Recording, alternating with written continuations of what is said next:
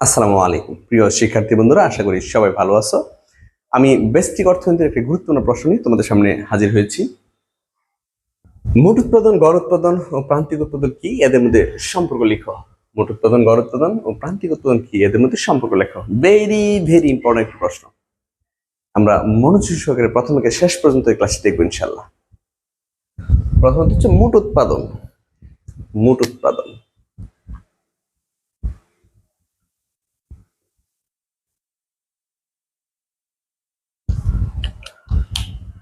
নির্দিষ্ট পরিমাণ উপকরণ নিয়োগ করে যে পরিমাণ বস্তুগত ও অবস্থাগত দ্রব্য সামগ্রী ও সেবাকর্ম উৎপাদন হয় তার সমষ্টিকে মোট উৎপাদন বলে। আমি আবার বলি, নির্দিষ্ট পরিমাণ উপকরণ নিয়োগ করে যে পরিমাণ বস্তুগত ও অবস্থাগত দ্রব্য সামগ্রী ও সেবা উৎপাদন হয় তার সমষ্টিকে মোট উৎপাদন বলে। যদি দুটি উপকরণ শ্রম এবং মূলধন হয় তাহলে মোট উৎপাদনকে নিম্নোক্তভাবে প্রকাশ করা যায়। টিপি সমান, এখানে কিউ লিখতে পারি আমরা, ফাংশন অফ এল কে। এই হচ্ছে মোট উৎপাদনের সমীকরণ বা অপেক্ষক। টিপি যে কথা, কিউ একই কথা। কিউ দ্বারা মোট উৎপাদন বুঝি, টিপি দ্বারা হচ্ছে টোটাল প্রোডাকশন, মোট উৎপাদন। এফ নির্ভরশীলতা প্রতীক, এল আর কে হচ্ছে শ্রম আর মূলধন। তোমরা একটু লিখে নিতে পারো, যেখানে টিপি মোট উৎপাদন, টিপি কিউ মোট উৎপাদন, এল শ্রম, কে মূলধন, এফ নির্ভরশীলতা প্রতীক। যেখানে টিপি সমান কিউ হচ্ছে মোট উৎপাদন, এল হচ্ছে লেবার, শ্রম কে হচ্ছে ক্যাপিটাল, মূলধন, এফ হচ্ছে কি ফাংশন, যেটাকে আমরা বলি নির্ভরশীলতা প্রতীক। ব্যাস, এইভাবে তোমরা মোট উৎপাদনের সংজ্ঞা দিবা। এরপরে যাব আমরা গড় উৎপাদনে।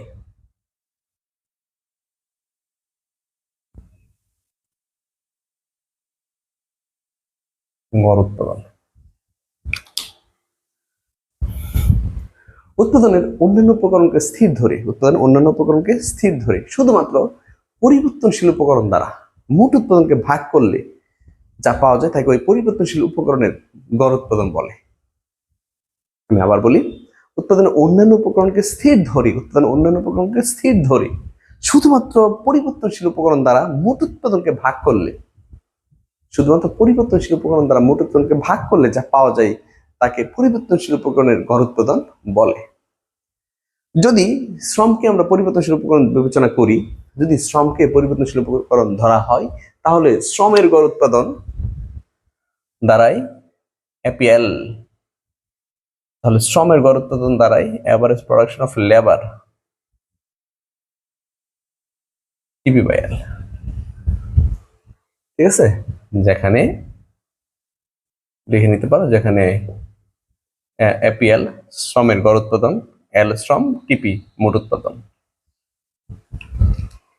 তো কি লিখলাম শুরুতেই, যে অন্যান্য উপকরণকে স্থির ধরে শুধুমাত্র পরিবর্তনশীল উপকরণ দ্বারা মোট উৎপাদনকে ভাগ করলে যা পাওয়া যায় তাকে ওই পরিবর্তনশীল উপকরণের গড় উৎপাদন বলে। শ্রমকে যদি আমরা পরিবর্তনশীল উপকরণ বিবেচনা করি, তাহলে শ্রমের গড় উৎপাদন এপিএল সমান টিপি বাই এল, যেখানে এপিএল শ্রমের গড় উৎপাদন, টিপি মোট উৎপাদন, এল হচ্ছে শ্রম পরিবর্তনশীল উপকরণ। এরপরে যাব আমরা প্রান্তিক উৎপাদনে। প্রান্তিক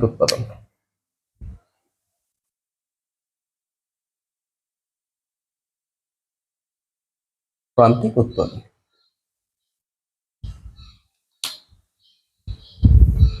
অন্যান্য উপকরণকে স্থির ধরে পরিবর্তনশীল উপকরণের পরিবর্তনের ফলে পরিবর্তনের ফলে মোট উৎপাদনের যে পরিবর্তন হয় তাকে প্রান্তিক উৎপাদন বলে। আমি আবার বলি, অন্যান্য উপকরণকে স্থির ধরে শুধুমাত্র পরিবর্তনশীল উপকরণের ফলে মোট উৎপাদনের যে পরিবর্তন হয়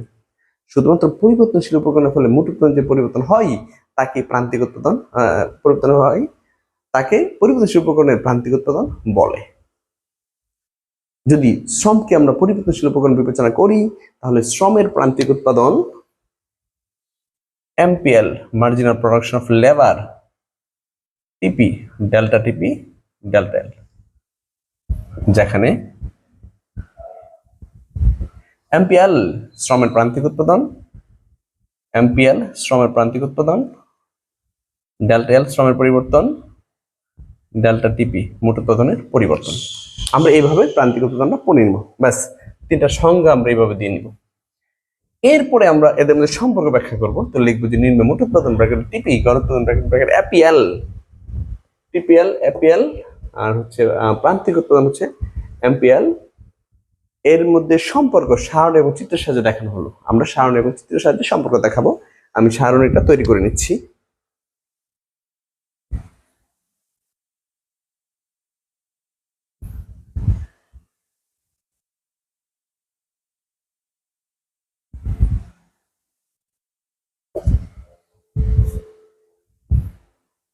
শ্রম,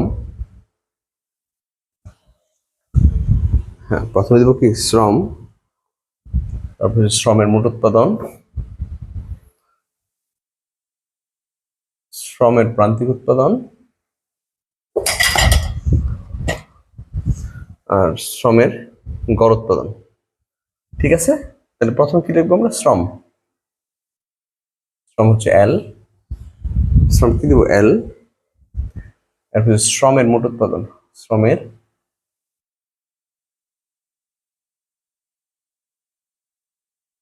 মোট উৎপাদন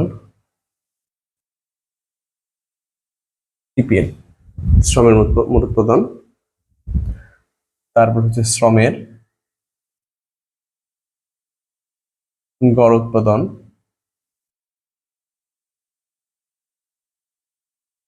এপিএল, শ্রমের গড় উৎপাদন। তারপর হচ্ছে শ্রমের প্রান্তিক উৎপাদন,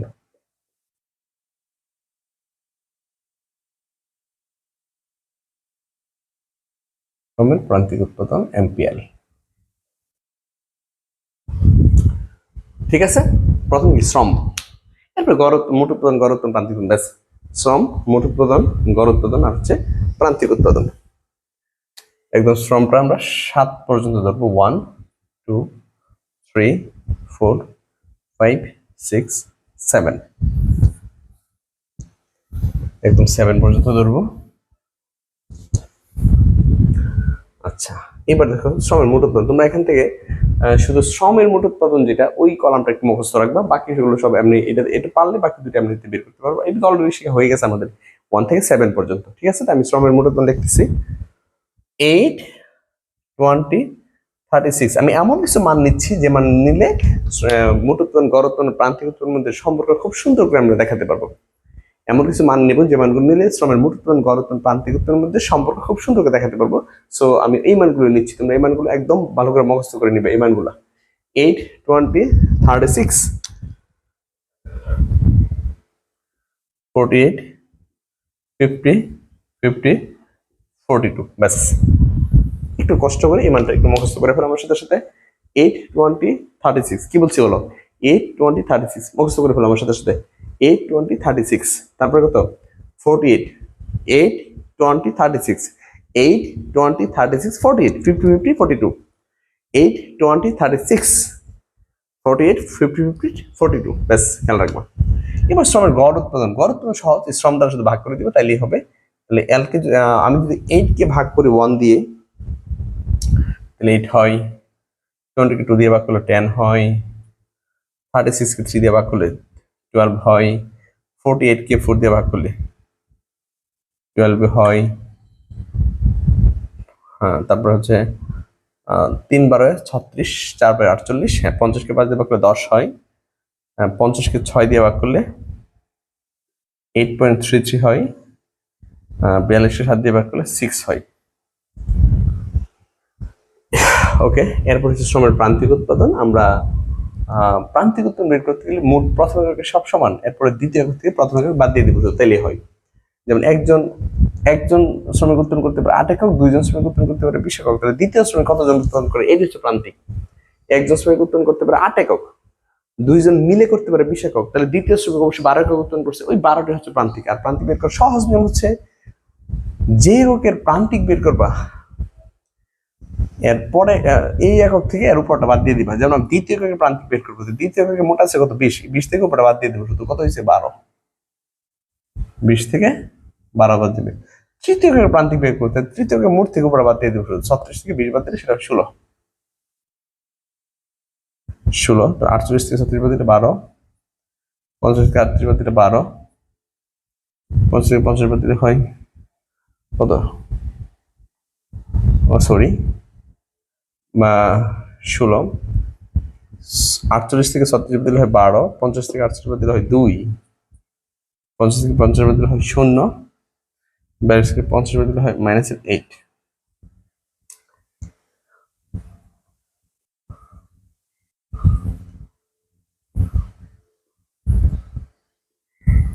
ওকে, তো আমরা যদি এখন ব্যাখ্যায় যাই, খেয়াল করো সবাই, যে আমরা সম্পর্ক যদি দেই যে টিপি, এপি এবং এমপি এর মধ্যে সম্পর্ক কিন্তু মোট উৎপাদন যখন টিপি টিপি যখন ক্রমবর্ধমান হয়, দেখো 8 প্রথমে 8, তাহলে 2 যেটা মিলে 16 হওয়ার কথা 20 হয়েছে, 3টা মিলে 30 হওয়ার কথা 36 হয়েছে, তাহলে এখানে বাড়ছে ক্রমবর্ধমান হারে। কিন্তু টিপি যখন ক্রমবর্ধমান হারে বাড়ে, এপি আর এমপি উভয় বাড়ে, এপি এমপি উভয় বাড়ে, তবে এপির তুলনায় এমপি বেশি হারে বাড়ে। খেয়াল করো সবাই, আমরা পরে লিখবো, আগে শিখে নিই এই পর্যন্ত।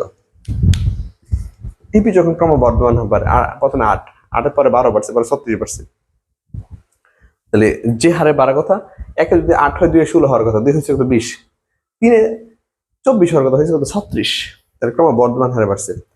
টিপি যখন ক্রমবর্ধমান হারে বাড়ে, এপি এমপি উভয় বাড়ে, 8, 10, 12 বাড়ছে, এমপিও বাড়ছে, 8, 12, 16 এমপিও বাড়ছে। টিপি যখন ক্রমবর্ধমান হারে বাড়ে, এপি এমপি উভয় বাড়ে, তবে এপির তুলনায় এমপি বেশি হারে বাড়ে, এপি এর তুলনায় এমপি বেশি হারে বাড়ে। তো মনে রাখবা, একদম ইকোনমিক্সের জগতে এ আর এম এর যে বিষয়টা ভালো করে খেয়াল করবা, এ আর এম এর যে বিষয়টা এভারেজ হচ্ছে মার্জিনাল, এই দুইয়ের পথ চলা একদিকে, এ এবং এম এর পথ চলা একদিকে, অর্থাৎ এ যদি বাড়ে এমও বাড়বে, এ যদি কমে এমও কমবে, তবে এ থেকে এম এর গতি বেশি। গতি বেশি হলে কি হবে, এ যদি বাড়ে এমও যদি বাড়ে, তাহলে এর থেকে বেশি বাড়বে, এ যদি কমে এমও যদি কমে, এর থেকে বেশি কমবে। এ বলতে আমি অ্যাভারেজ বলছি, ইকোনমিক্সের যত অ্যাভারেজ আছে, যত গড় আছে, যেমন গড় আয়, গড় ব্যয়, হ্যাঁ, গড় উৎপাদন, গড় উপযোগ, এগুলা।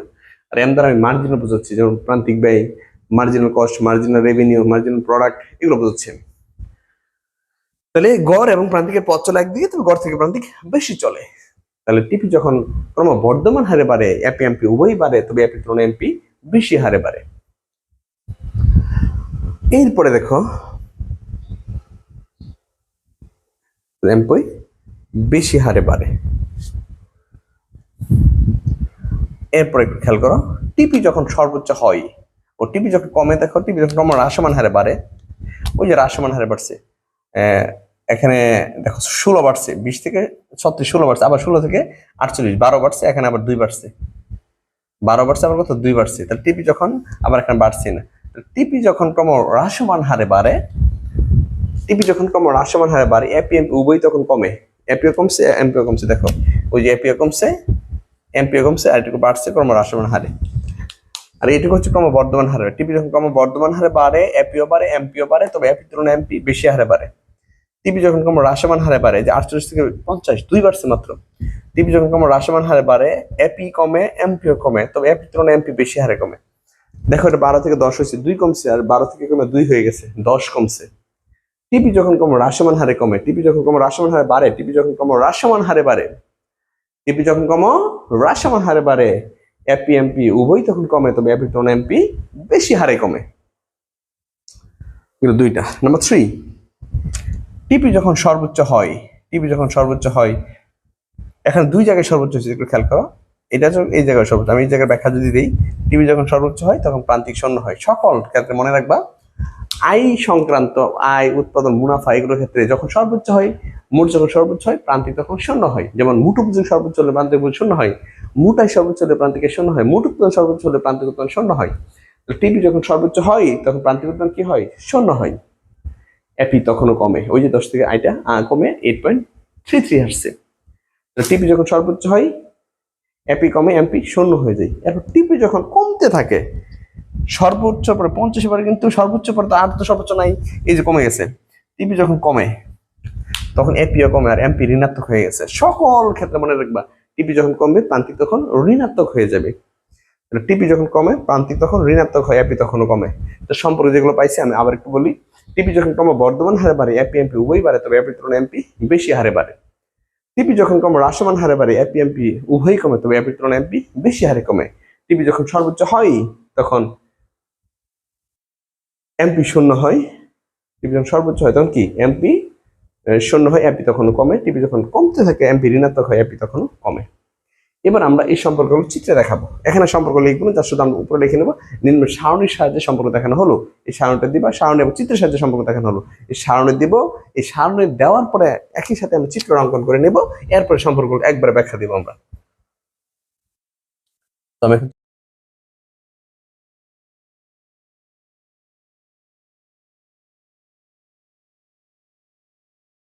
এখন চিত্র আঁকবো।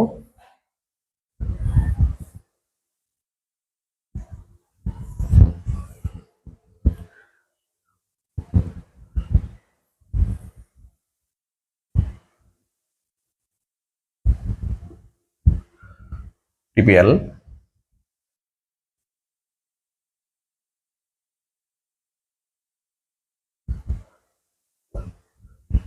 একটু খেয়াল করতে হবে, L1 L2 L3 L L টিপি 0 এপিএল এমপিএল।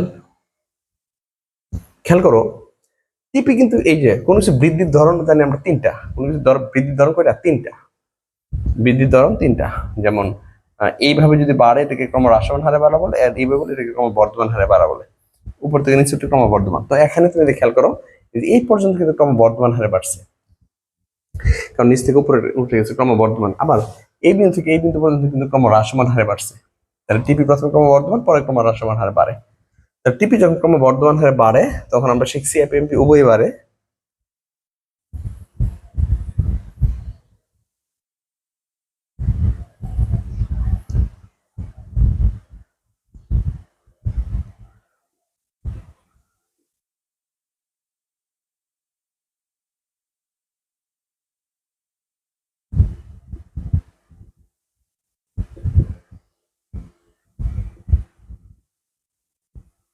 আচ্ছা,